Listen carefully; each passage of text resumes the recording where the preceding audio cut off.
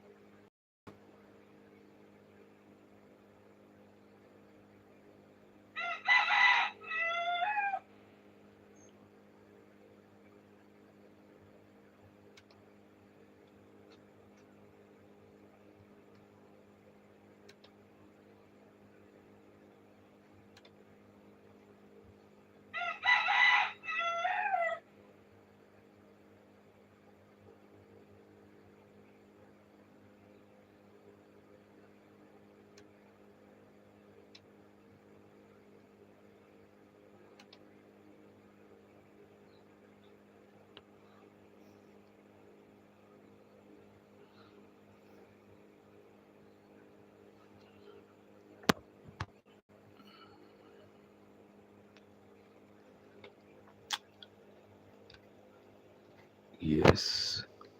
Check, check, check. 1, 2, 1, 2, 1, 2. Make sure everything's set up properly.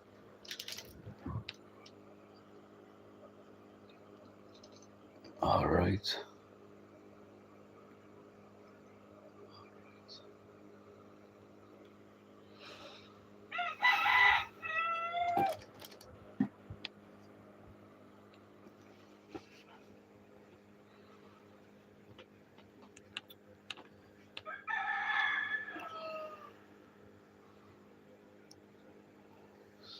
Sometimes you have to look into certain things in this life. You understand? To see if it uh, makes sense or also.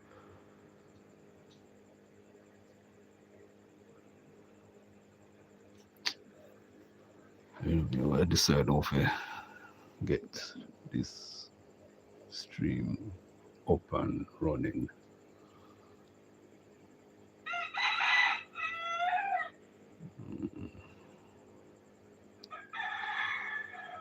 Okay, search a song. Where far without people of a nation. Forward out. Let's get back this and then we get into the meat of the matter. What we talk about in our devotional reading.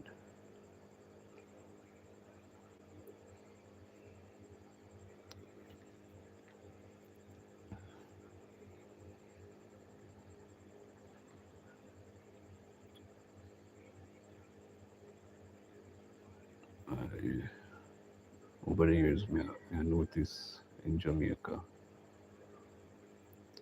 everybody talk about party, party, party. Like drinking alcohol and smoking marijuana and cigarettes. Like it's a healthy thing to do. But it seems to me like people them really have something on them brain box.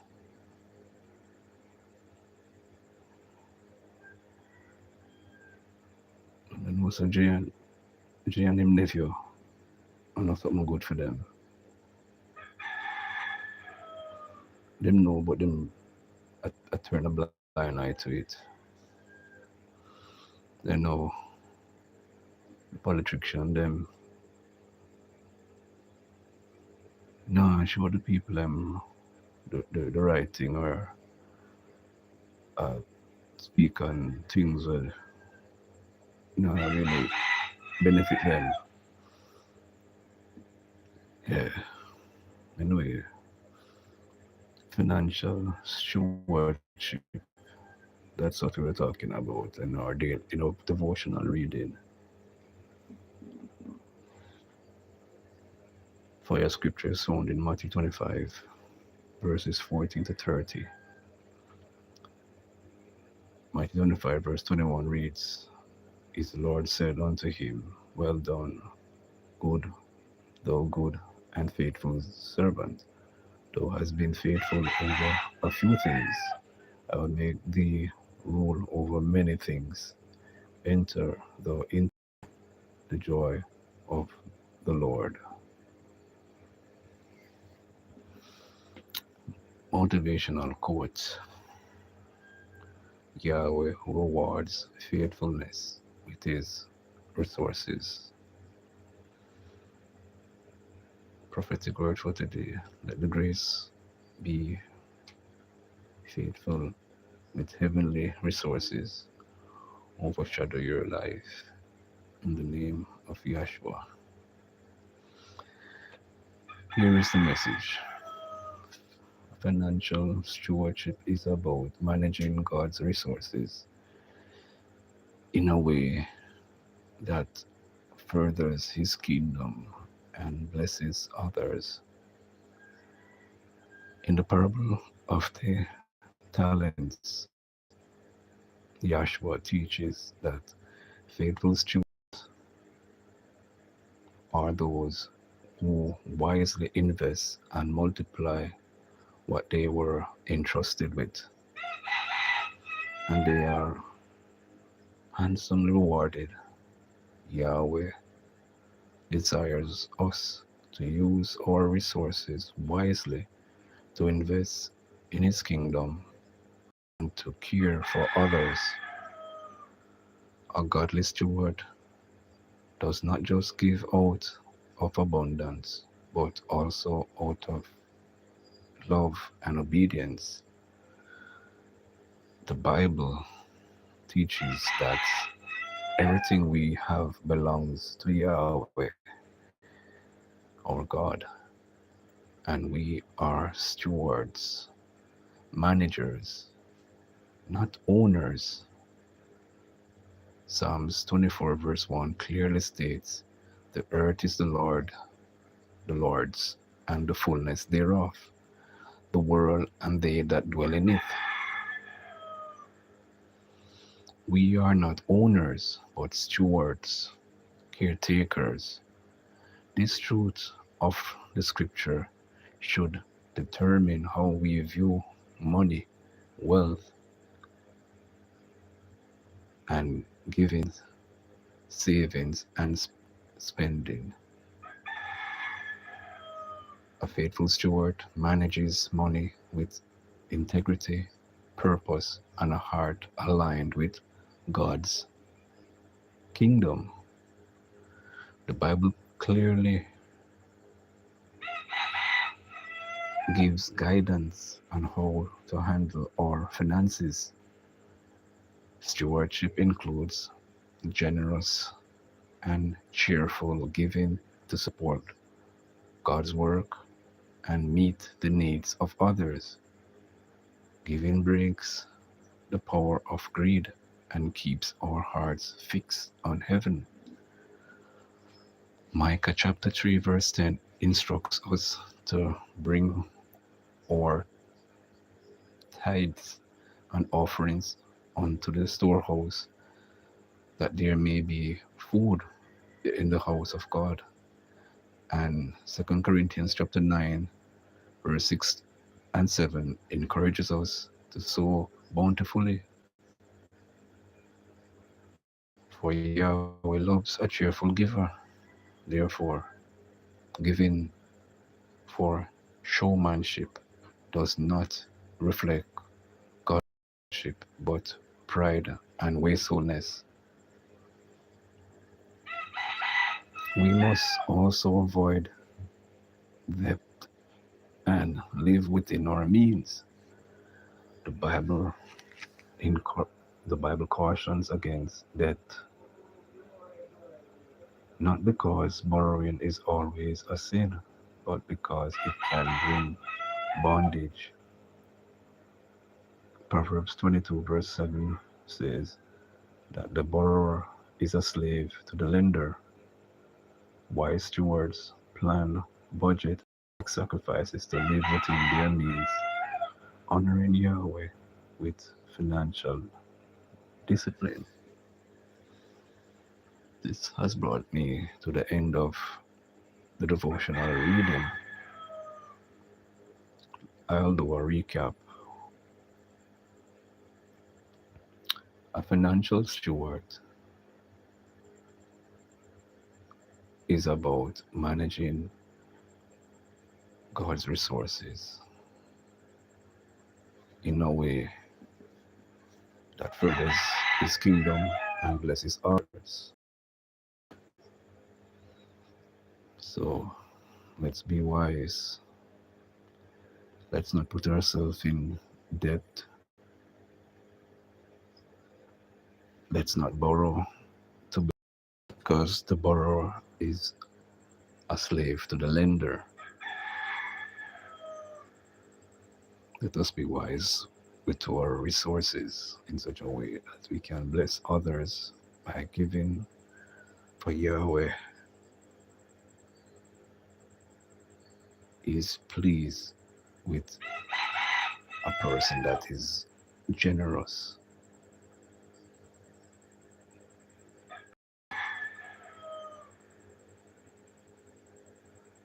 All right.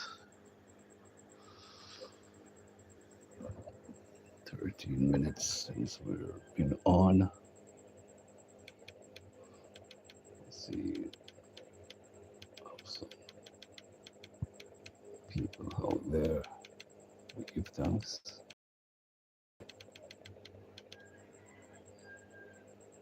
All right. Let's see what I'm going here. So, we need to understand that graph here, I know. It looks like it increase. Okay. I need to study the graph here to understand it. The analytics. I show you what going on, what to good in the YouTube streets. Dum dum dum dum ding.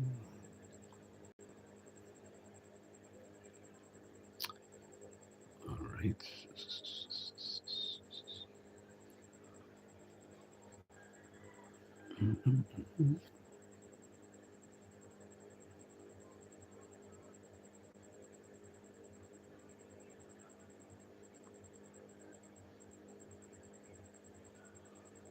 Fewer students, young or high. Boy, when they make up them something, you know, I just the Lord position or sometimes to get book up on the right articles to discuss.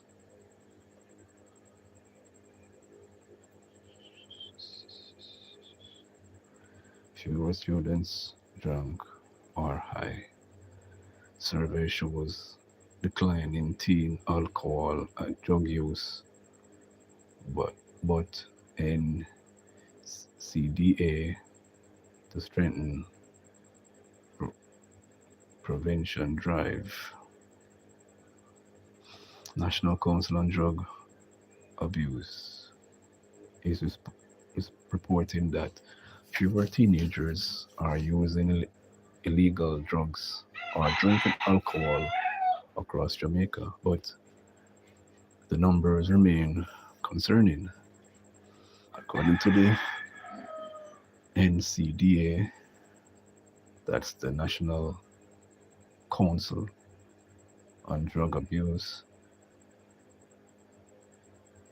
its recent global school-based health survey which had 3,058 respondents from 32 schools, with 76% participation among students and 100% from schools, showed that the consumption of alcohol by students in grades 7 to 11 dropped from 52.5% in 2010 to 38.8% in 2026.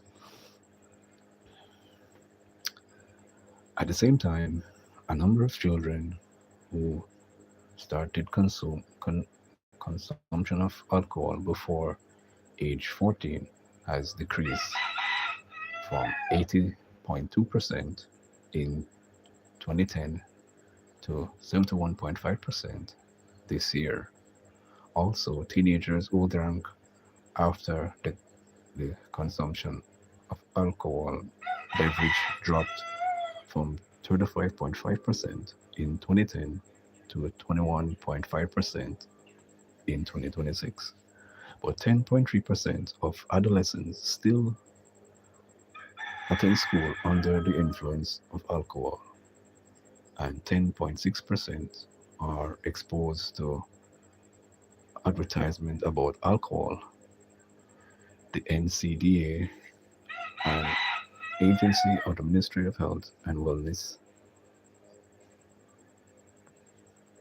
belie- believes the overall message for positive trends has been working. However, it says continued action is needed to strengthen early prevention programs, enforce um, underage drinking laws, reduce youth exposure to alcohol marketing, and increase parents and school engagement. The survey also found that the use of ganja among adolescents declined from 21.5% in 2017 to 15.7% in 2026, a trend welcomed by the NCDA, National Council on Drugs Abuse. That's what NCDA stands for. However, the organization says it is concerned about 24.3% of adolescents have easy access to weed, while 5.5% continue to use incos, also known as Molly logs. Molly is an synthetic um, psychoactive drug with both stimulating and psychodirective effects. Teens use it at parties and other gatherings, but it can cause dangerous spikes in body temperature, dehydration, high blood pressure, heart failure. While some students still attend school under the influence of substance abuse because of an easy access to ganja and Molly, the NCDA says it will be expanding its substance use prevention program aimed at strengthening prevention, delaying in delaying and reducing access and providing timely support for young people. Wow. I wonder why these I'm happy that these substances weren't around too much about 30 odd years back. Yes, we're happy that nobody around. All the hard drugs we went in our days, those who born in the 70s or in the 80s were used to was drinking a little red stripe beer, or would I drink a little Heineken. That's all the dangerous drugs we know about. We we couldn't even go into shop to go buy a cigarette, much less back in the 80s. Who born in the 70s. We couldn't go in the shop about or buy a cigarette. Shopkeeper said them not sell no nobody under 18, no cigarette. Now if I go bring back wow. But to see the youth them of Molly and other synthetic substances to give them heart failure, high blood pressure, hallucination, and so forth, um, being out there in this modern era. So it's hard to know. Well, the Ministry of Health and Wellness says it also plans to promote the monitoring of emerging drugs. In the meantime, the GSHS found the physical fights among students declined from 50.1% in 2010 to 27% in 2026, while injuries from fights dropped from 59.6% in 2010 to 49% in 2026. However, the survey found 15% of teenagers face cyberbullying.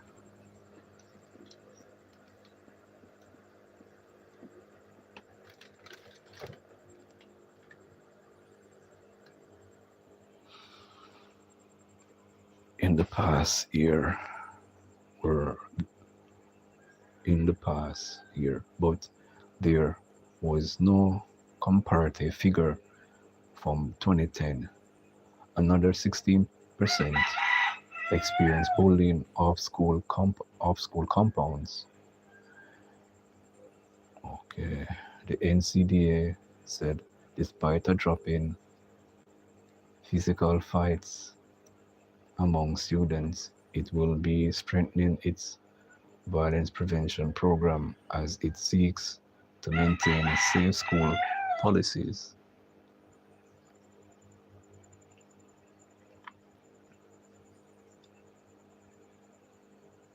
In it added that it will be stepping up its anti-bullying initiatives to promote respect, inclusion, and a culture of kindness. Safe environments are essential for academic success and healthy development, said the NCDA.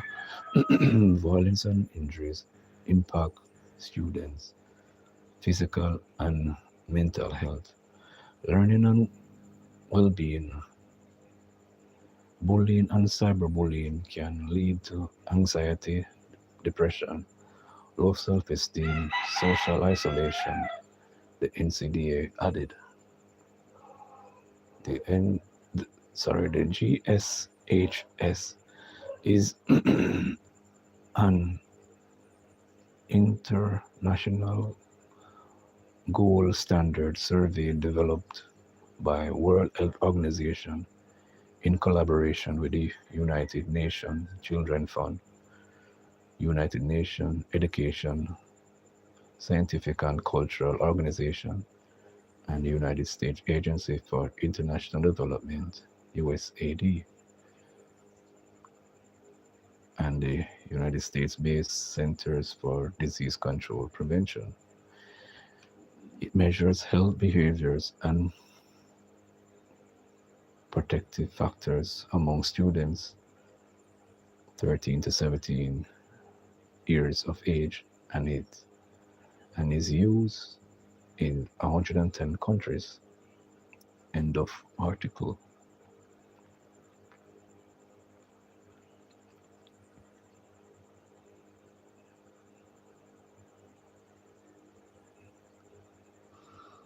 Let's, since we touch on health, let's go into another article, building climate resilience, where lives depend on it. Let's read that article, another health-related article. Let's get into it.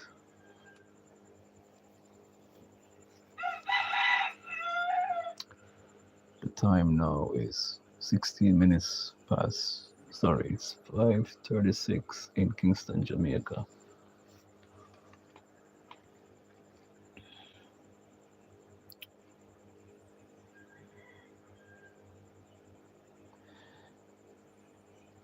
Why healthcare infrastructure can't afford to fail.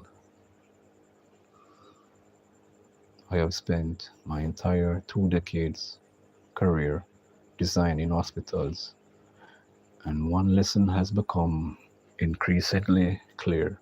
Hospitals are no longer just buildings. During a major climate event like a hurricane, they become lifelines for their communities. We have all experienced major blackouts, sorry, blackout events in recent years. And while for many people it may be a temporary inconvenience, in an hospital it is a matter of life and or death for vulnerable patients.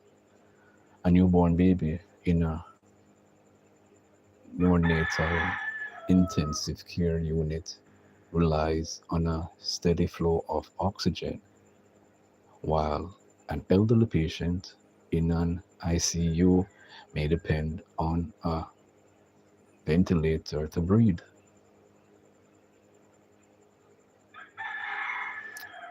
As Jamaica embarks on its most ambitious healthcare modernization program, with 4 to 6 new hospitals being planned, we face a defining choice.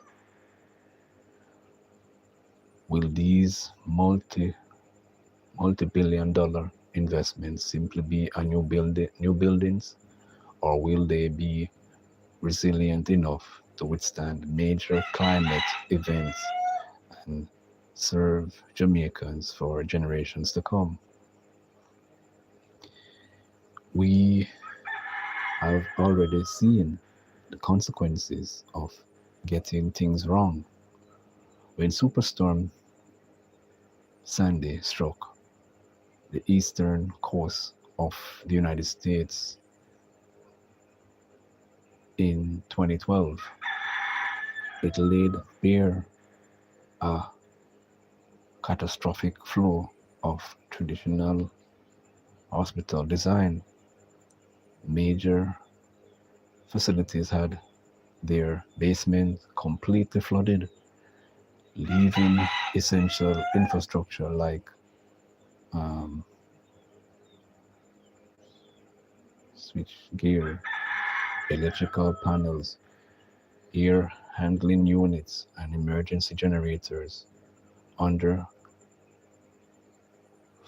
foot of salt water. Elevators failed, forcing nurses and doctors to carry fragile infants down dark stairwells by flashlight. Some of these hospitals were also academic medical centers where years of scientific research were lost. Most recently, during severe heat waves in Florida, extended power outages at long in, in interim care facilities led to a tragic of lives as cooling system without emergency backup power failed to protect vulnerable residents from extreme heat. For a tropical island nation like Jamaica, where it's heat, high humidity, and violent, increasingly violent hurricane season are the rap reality of living in the Caribbean basin. These events are not simply warnings from the past, they are the blueprint for what we must actively design against to ensure Jamaica's new healthcare facilities never falter when the public needs them most, or engineering standards must evolve. Resiliency must be woven into the very fabric of the mechanical, electrical, and plumbing infrastructure. The traditional practice of placing critical infrastructure in a basement or lower level must change. Switchgear generators and automatic transfer switches must be elevated high above potential flood zones. Rooftops should incorporate enclosed mechanical penthouse to protect sensitive climate control equipment from severe hurricane force winds. Flood barriers should also be integrated into the design with civil, geotechnical, and mechanical engineering working hand in hand with the mechanical engineering team from the earliest stage of the project. Emergency power cannot be an afterthought designed to support only a few hours of utility downtime. During Superstorm Sandy, power outage lasts for more than a week. Jamaican hospitals need a maximum 96 hours of continuous fuel capacity paired with dual fuel system combining fuel oil with natural gas or propane to ensure optimal independence during an extended island-wide grid failure.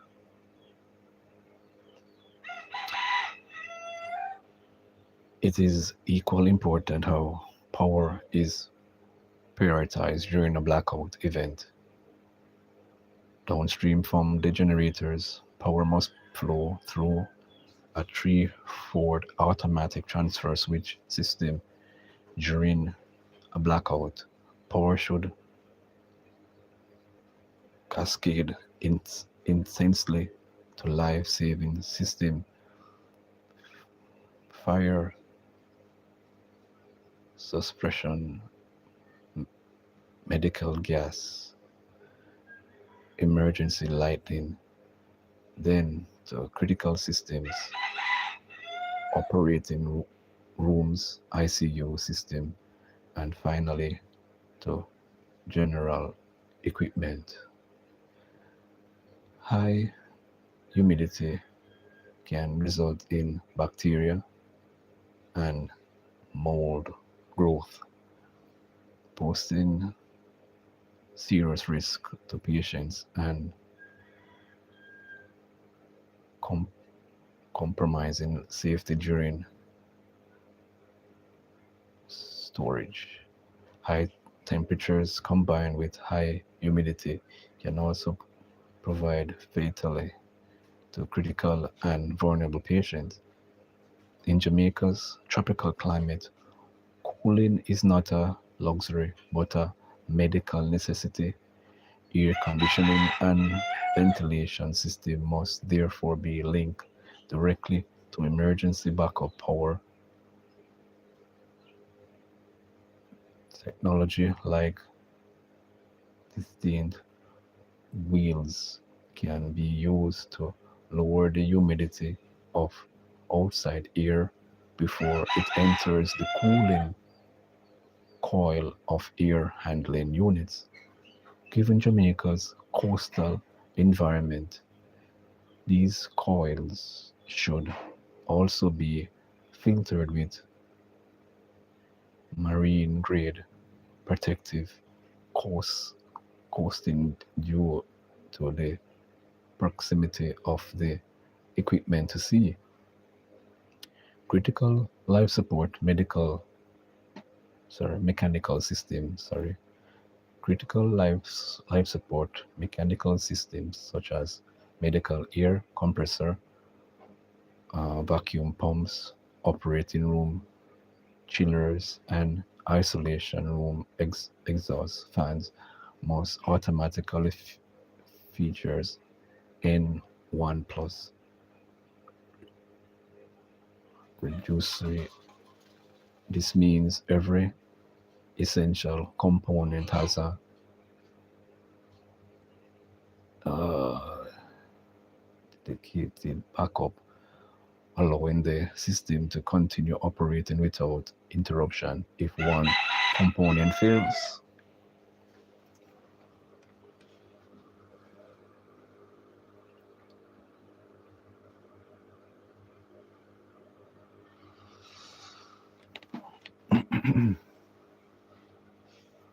Wow. Resilience goes beyond surviving storms. It transforms how hospitals interact with the national emergency grid day by day because hospitals operate 24/7 and simultaneously requires heavy heating and cooling, implementing combined heat and power cogeneration plants at major medical campuses allowed facilities to generate their own electricity while recycling waste heat. This not only reduces operating costs but also lessens dependence on an unstable electricity grid. Furthermore, by leveraging demand response programs, hospitals can simultaneously switch to on-site generation during periods of peak national grid stress, easing pressure on the public utility to, re- to reduce generation, to reduce radiation energy costs. It is equally important to recognize that the energy used within hospitals does not have to be waste. Modern mechanical equipment like chiller heat system and air source heat pumps can capture excess heat and repurpose it to produce domestic hot water, improving overall energy efficiency. Building automation systems have also come a long way. In hurricane prone regions like Jamaica, digital twins can stimulate different operating conditions, identify points of potential failure before they occur, and help engineers develop resilience strategies well in advance. As Jamaica invests in world class health care infrastructure, we must ensure that these facilities are designed not only to serve today's needs but to withstand tomorrow's challenges. We need to learn from the past disasters and make resilience our highest priority, thereby protecting generations of Jamaicans for decades to come.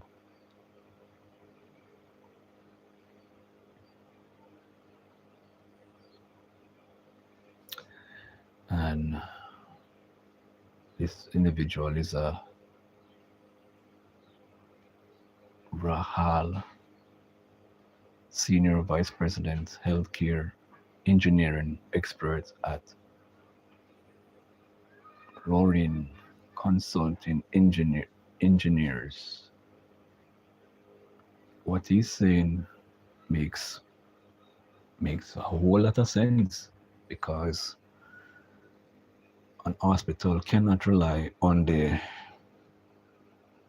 power from being provided by the JPS. They need to have their own, you know, mechanism. Just for example, if the grid fails, they have their backup power for about 96 hours to for patients, under like the infants, newborn babies who are in the neonatal care. These babies need air, or these elderly people on certain machines needs power to remain alive. And also a lot of things he said in the article, I agree with it 150%.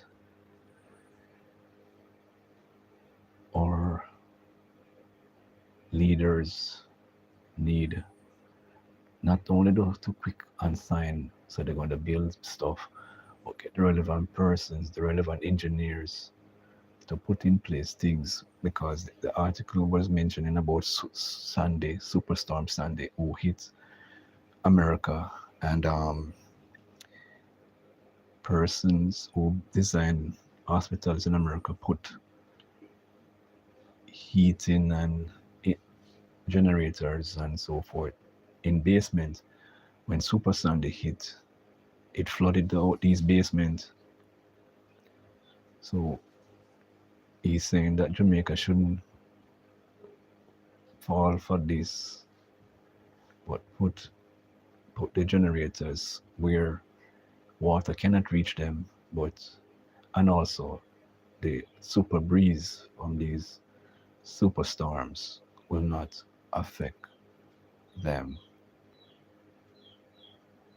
Yeah, man, I agree with this engineer. Let the hospital not just be a building, but let it serve for generations to come. All right, let's search for another interesting article.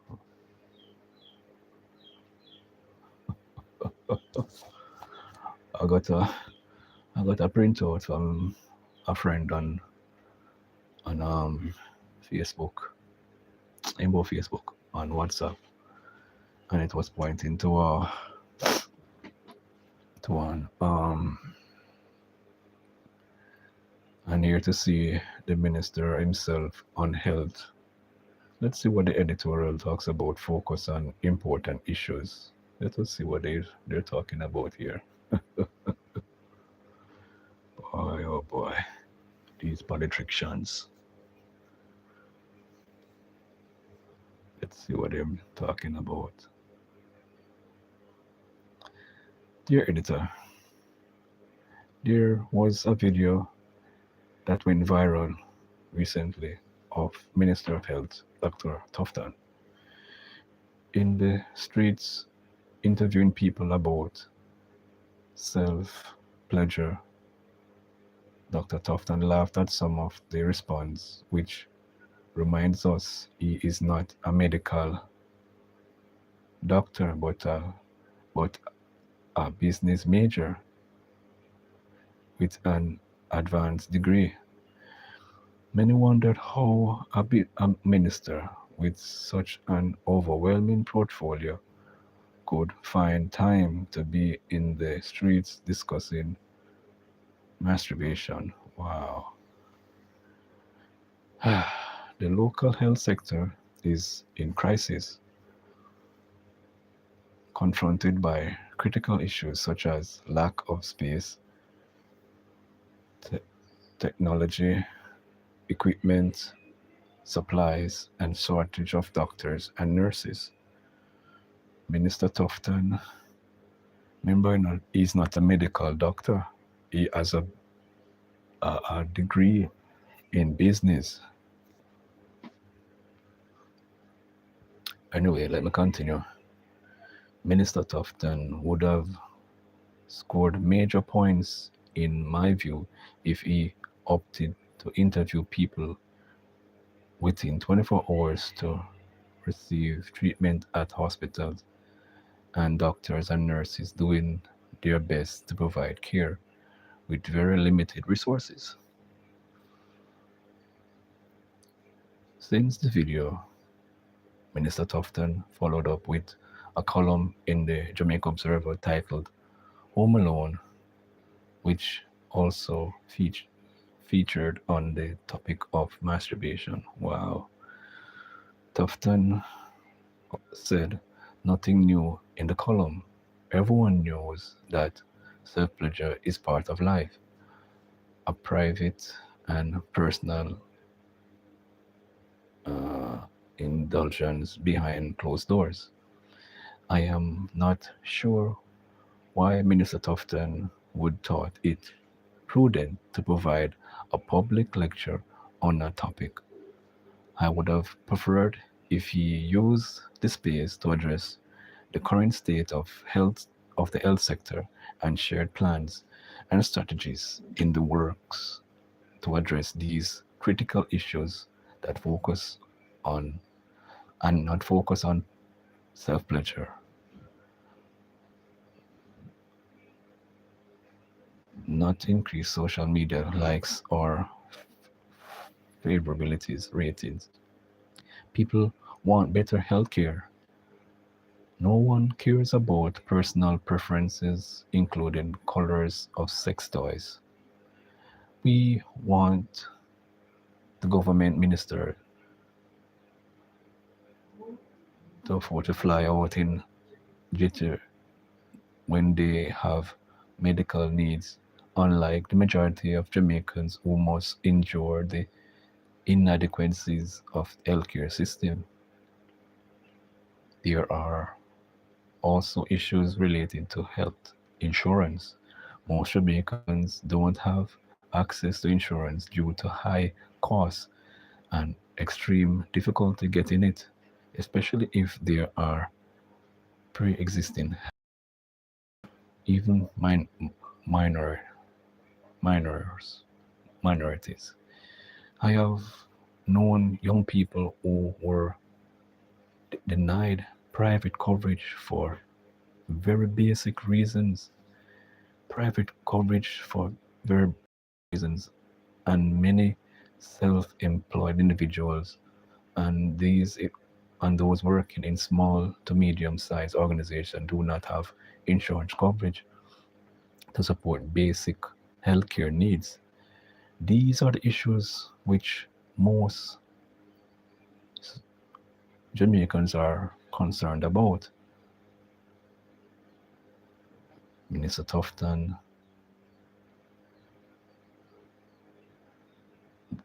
not self-pleasure techniques or options.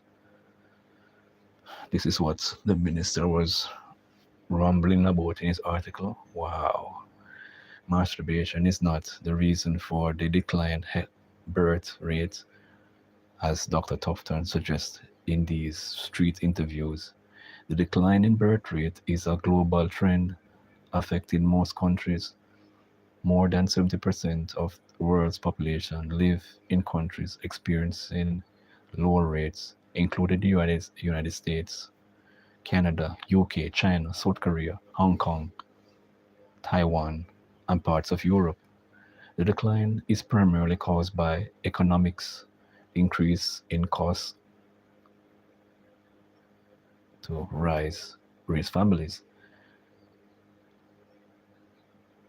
greater access to birth control, as well as online and digital distrib- distraction.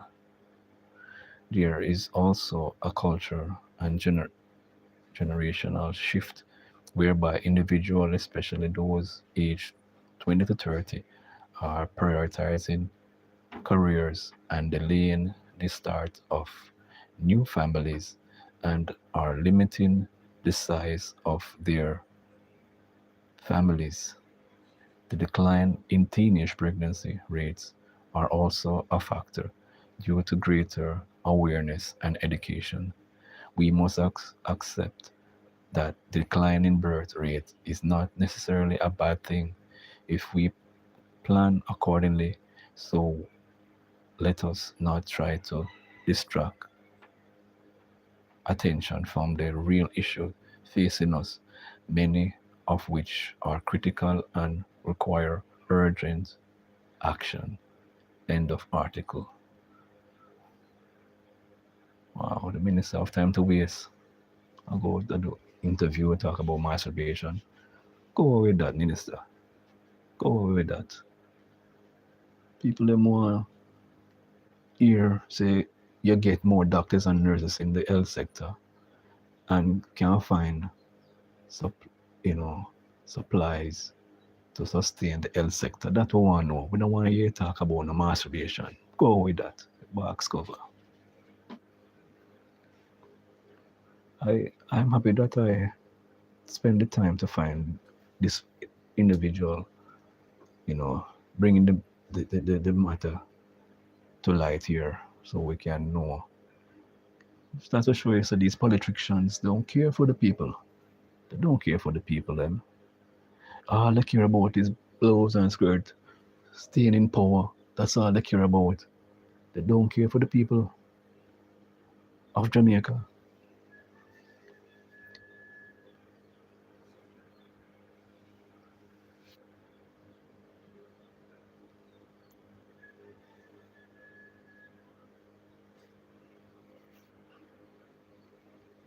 All right, let me see if we can find the next interesting article here.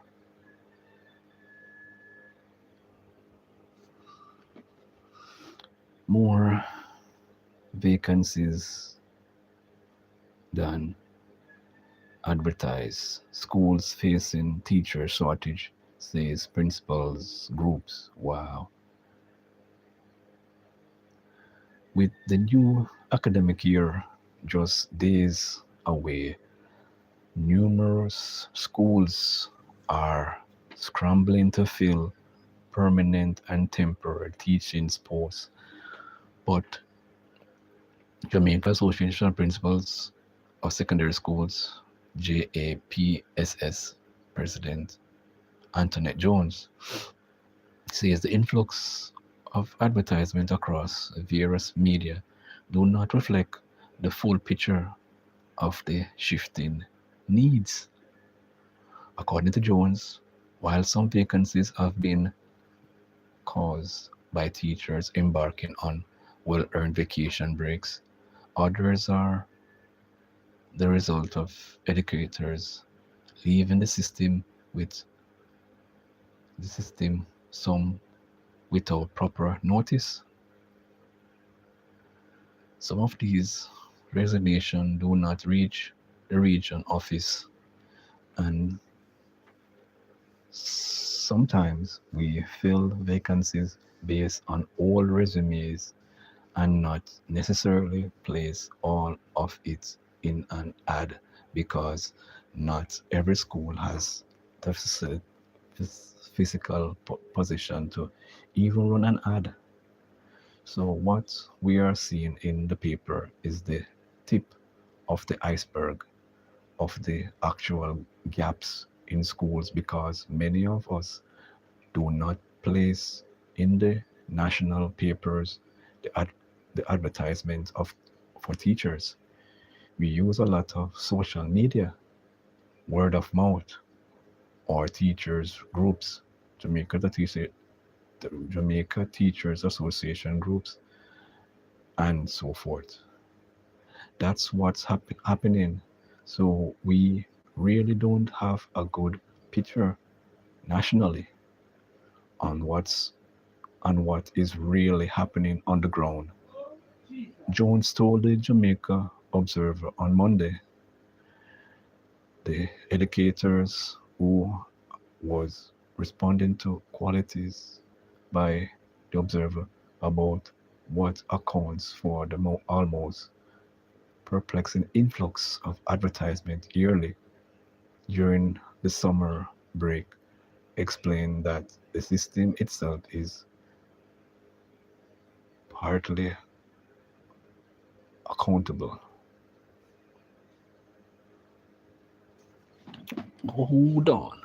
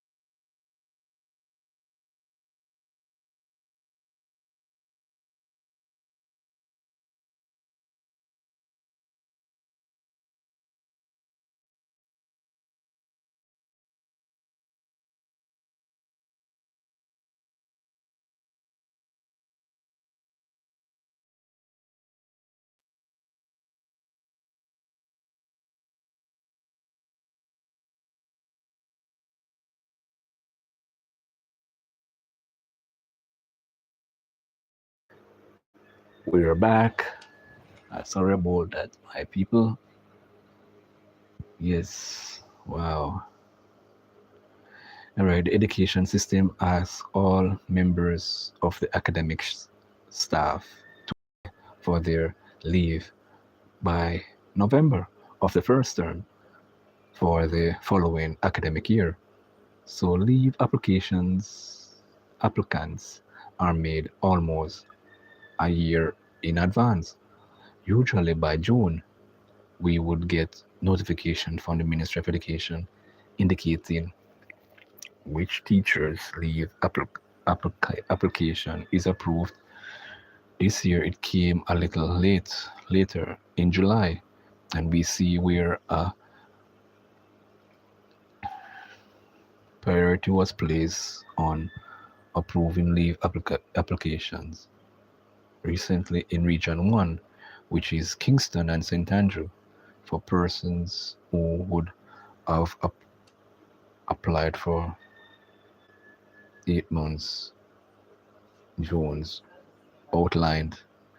She said while the leave amounts might seem staggering, a little known fact is that it takes a regular classroom teacher or vice principal 5 years of service in order to qualify for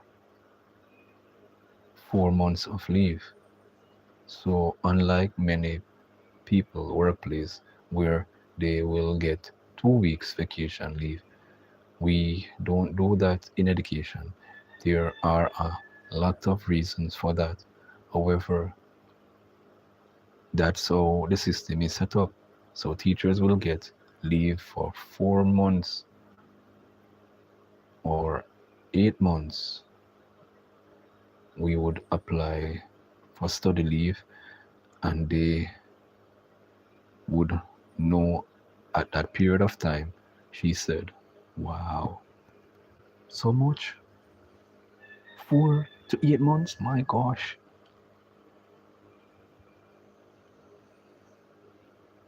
Jones noted that because of the late approvals, principals were not made aware until July of how much their shifting levels would be affected for September. Usually, that's when many principals know how many of the teachers who have applied for leave have had their leaves approved and whether or not it is for 4 months or 8 months. A year study leave, 2 years, or so on. Wow. So that means that July and August of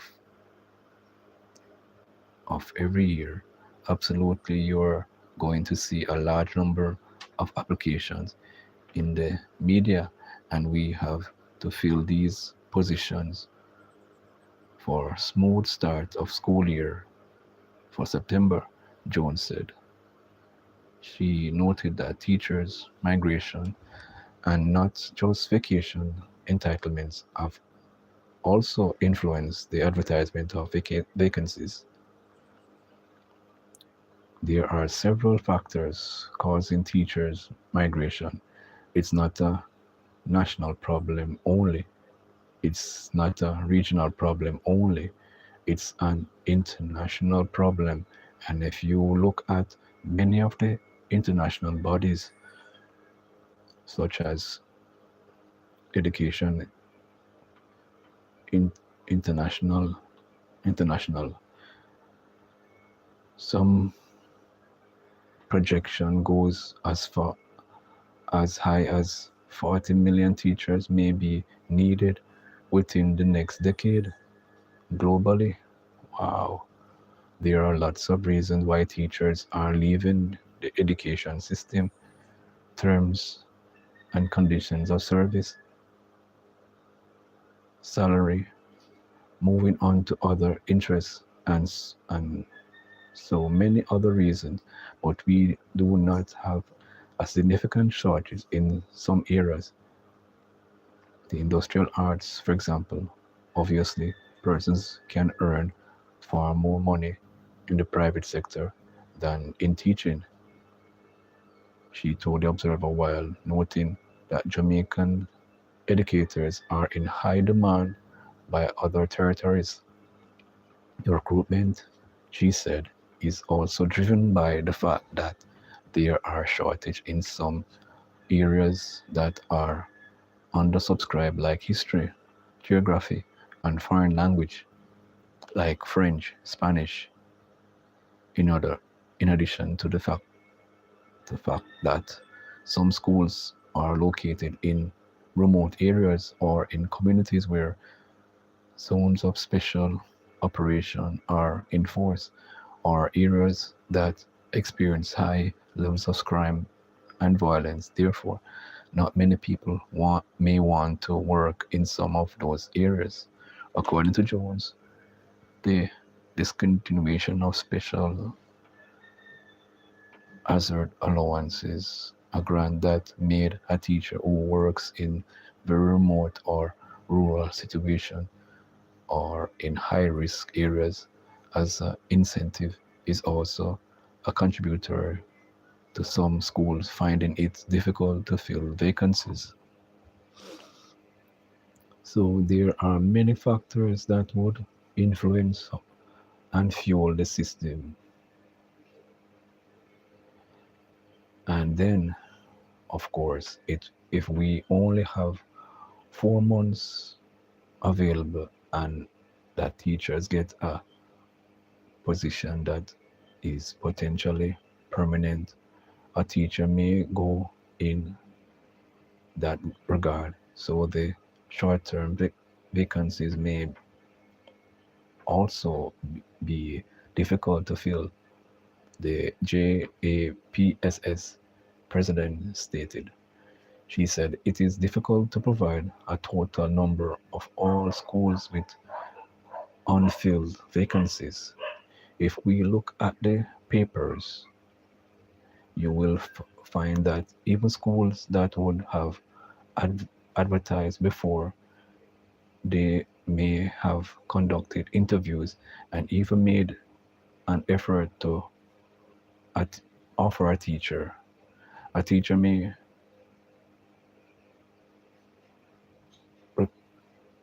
rescind that offer from one school and move to another school where they did interview, because teachers are applying for multiple jobs. They are doing many interviews, and then they are picking once they are offered. So because of how fuel the system is, you may also find that you may think that you fill the vacancy. A teacher calls back and say, I am so sorry, instead of working at your school for 4 months or 8 months, I would just I just have been offered a position for a year or a clear vacancy at another school, and so I'm going to take that offer instead. So even though you may think that you fill the vacancy, it now becomes available. Teacher is moving in the direction of what is best for them and their families, Jones said. Wow, wow, wow, wow.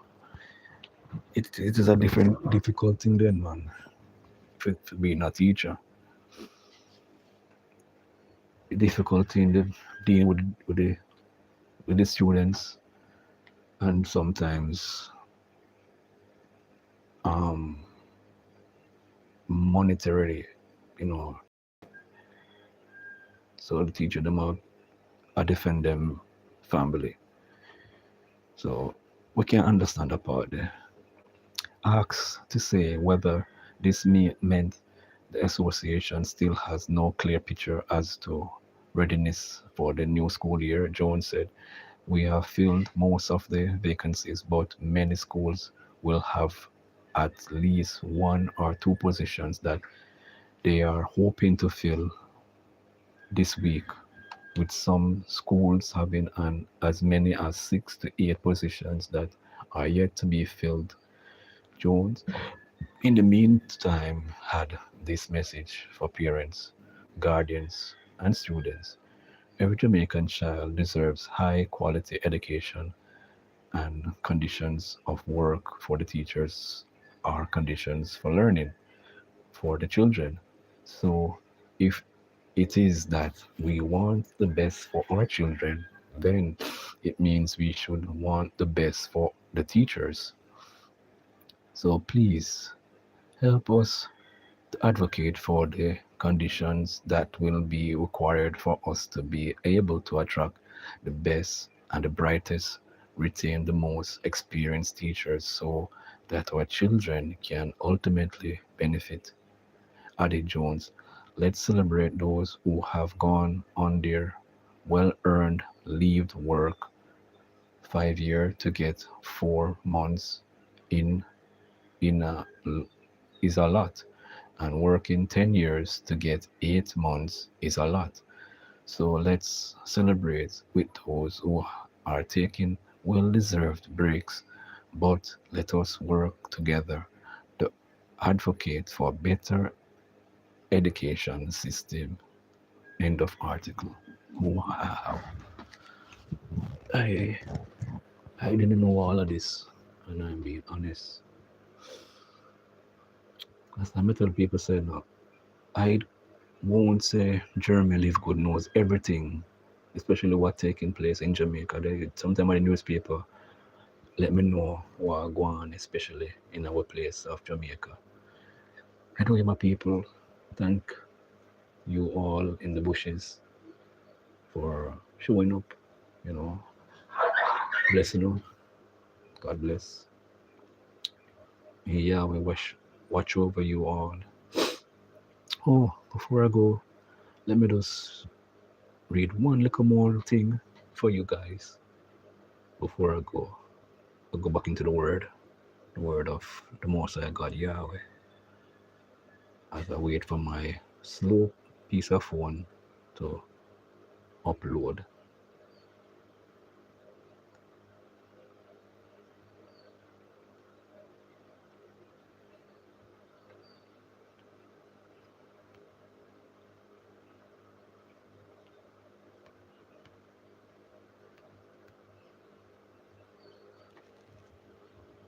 Wow, it's taking a little while to load up.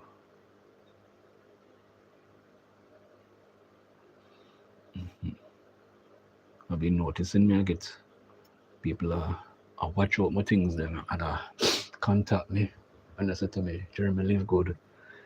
This so and so would be good for your channel, so and so and so. I think these people want I and I to spend no money. When I and I try, I would want to gather some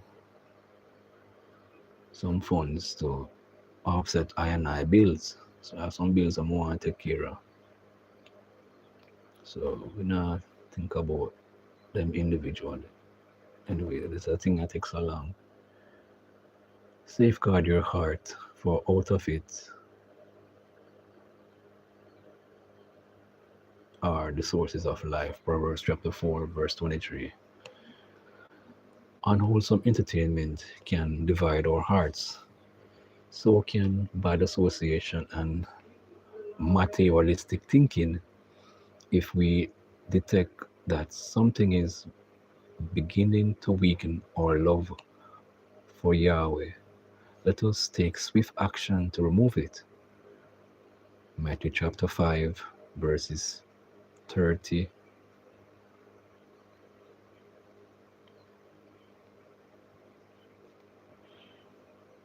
Anyway, we can say that one right now. We must not let our heart become divided. We could fool ourselves into thinking that by increasing our spiritual activities, we need not reject bad influences. To illustrate, imagine yourself outside on a brutally cold and windy day. On arriving home, you turn on the heat. How much good would it do that? How much good would that do to you if you left the door open? The cold air would quickly fill your house. The point, we need to do more than just taking spiritual food for the warms that warms our relationship with Yahweh. We must also close the door of unwholesome influences so that this world's cold air or ungodly attitude does not enter our hearts and divide it. Thank you so much for watching. Have a blessed one. Yahweh, watch over you. May his face shine upon you all and give you his peace. I'm out for now.